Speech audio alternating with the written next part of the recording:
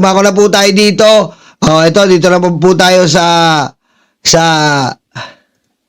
tutubi lang. Babaliw eh. Ang hirap nito, magre-react tayo sa baliw. Paano ba to? Aray ko. Sige, ang dami kasi nagre-request nito eh. React ko daw to eh. Magre-react na naman tayo sa baliw. Sige. Save ng pera dyan. Diba? Ano pa kaya ang pwedeng gawin ni BBM, Atty. Respicio? At saka itong kainitan na ito, Atty. Guanzon. So, take baliw na baliw plus baliw na baliw. Pusang ina. Hoy! Attorney, hinahanap ka na sa bayan mo, sa Isabela, wala ka daw kwenta. Aray ko. Puro ka pasikat. Uminom ka daw ng gamot, nalilipasan ka na ng gutom, kaya ganyan utak mo. Aray ko.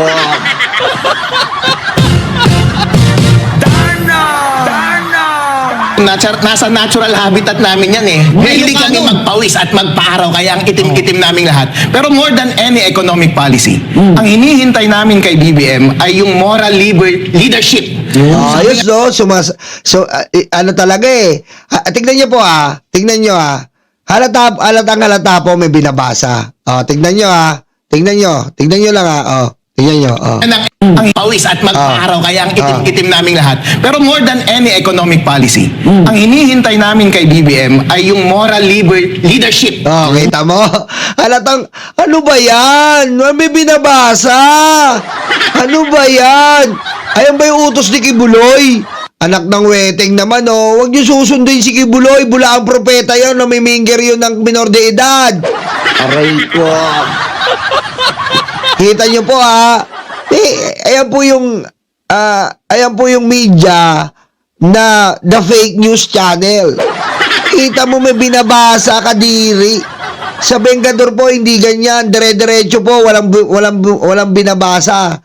Wala pong coupon ban, wala pong... Aray ko. Kadiri. Sabi nga ng ex ko, yung quality time. Kaya niya ako brinake kasi wala akong quality time sa kanya. Kaya ka brinake kasi may kapansanan ka. Aray ko. Diba? Kaya ka brinake kasi may kapansanan ka. Yun ang totoo. Lang kasi, yung dalawa namin daddy, yung daddy namin at mami namin ay nag-aaway. Bakit mo inaway BBM si Sara? Ngayon tuloy, napipilitan kaming mamili sa inyo. Pero sa totoo lang, hindi naman kami namimili eh. Alam namin si BBM, hindi mo matatanggal yan sa kulay namin at sa dugo namin. Hindi naman siya kami, tatakbo, sentiments namin. Pero hindi siya tatakbo. Ang tatakbo Tagalite. Tama. Pero hindi ibig sabihin, kapag inaaway niya yung nanay namin, ay magagalit dapat kami sa nanay namin, hindi. Love namin si Sara. Kung ang pinupush niya ay yung pinsan niya na hindi naman Ilocano, na hindi naman maitim, na hindi naman namin kakulay, na wala naman kaming affinity. Feeling netong baliw na tong attorney na to, nire-represent niya lahat ng Ilocano. Lakas ng tama, no?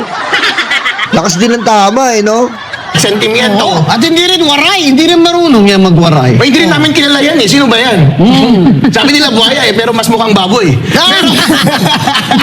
Pero hindi yan kilala doon sa norte. Kaya hindi yan iboboto. BBM, nagsasayang ka lang ng oras mo sa pagpropromote sa kanya at paninira sa kanyang potensyal na kalaban. Imbes ang ginawa mo sana. Ito mo, pinapalabas na naman nila dyan, matalakay lang natin pinapalabas na naman nila magpresidente si Martin. Sino ba unang nag-declare? Aray ko.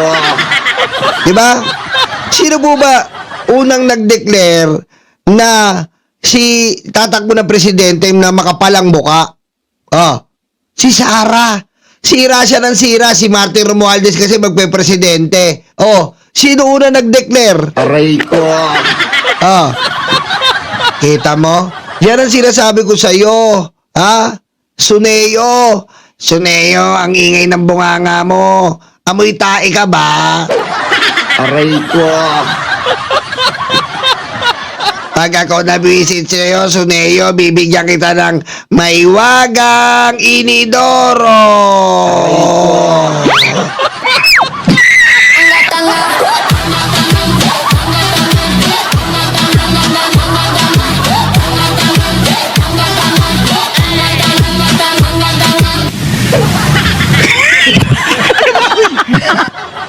Ayan, sabi ni Pare Eduardo, Malapit na ngang ipakulong ni PBBM si Martin. O, kita mo? Oh. Anong pinagtatanggol ni BBM kung sakasakali makukulong si Martin kung talagang kung talagang mapatatagpuan ng ombudsman. Oh. Si Sara.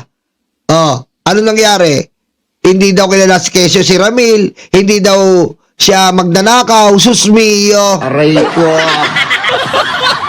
Ay, yung pinangako mo. Oh, yung pinangako niya before, madam. Kasi di ba hindi maganda ang pamilya niya? Ipakulong. Di ba sabi ni Ombudsman Rimulya, lalabas na sa Mayo, pakukulong niya si Martin Luther King Romualdez sa kasong plunder. Palagay mo, mangyayari ba yan, attorney? Ay, tingnan natin, abangan natin. Pero itong si BBM, sana magbago siya ng puso. Wag masyadong resentful, bossing, dahil tinulungan kayo ng Duterte para maging presidente ng Pilipinas. Tabo bobo nito. Kailangan ganun pala, parang sindigong. Kapag kaalyado niya, kasundo niya, kapag kaalyado niya, kasundo niya, abay, kukonsintihin niya. Aray ko. Michael Yang, kukonsintihin. Bato de la Rosa, kukonsintihin. Si Duque, kukonsintihin. Ganun pala dapat. Ganun pala dapat. Maawa ka palagi kahit gumagawa na ng kasalanan. 51 billion, kukonsintihin. Aray ko. Si Pantaleon Alvarez, nagnakaw sa Kongreso. Yung bahay niya sa bundok, bakod pa lang. Pusik. Milyon na. Kukonsintihin. Ganun pala dapat.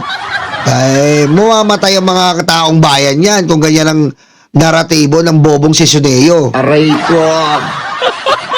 Binigyan po kayo ng pagkakataon na i-redeem ang pamilya ninyo. At pinalibing pa si FM. Tama. Exactly. I-redeem ang lahing Filipino kasi nung presidente ang kanyang tatay, yun lamang yung panahon na may pride ang Pilipinas at nung presidente si Digong Duterte. Pero ano ang ginawa niya? Akala natin hindi niya naman nauulitin siguro. Ako, mauulit nga lang yung martial law. Gusto ko na mag-martial law. Walang kwenta ang demokrasya. Sa tutusin lang po. Yung ginawa ni Digong War on Drugs, daig pa yung 5,000 katumbas na martial law Aray ko. Pero mo nakatutok po sa nakatutok po sa mga kahirapan, sa mahihirap. Sa martial law, putik, napakaganda ng bansa. Kung mauulit lang talaga yung martial law, gugustuhin ko po talaga para sa akin, Kahit ibas nyo na ako, gusto ko mag-martial law ulit. Wala Kita mo? Sistema ng gobyerno natin. Panakaw ng panakaw.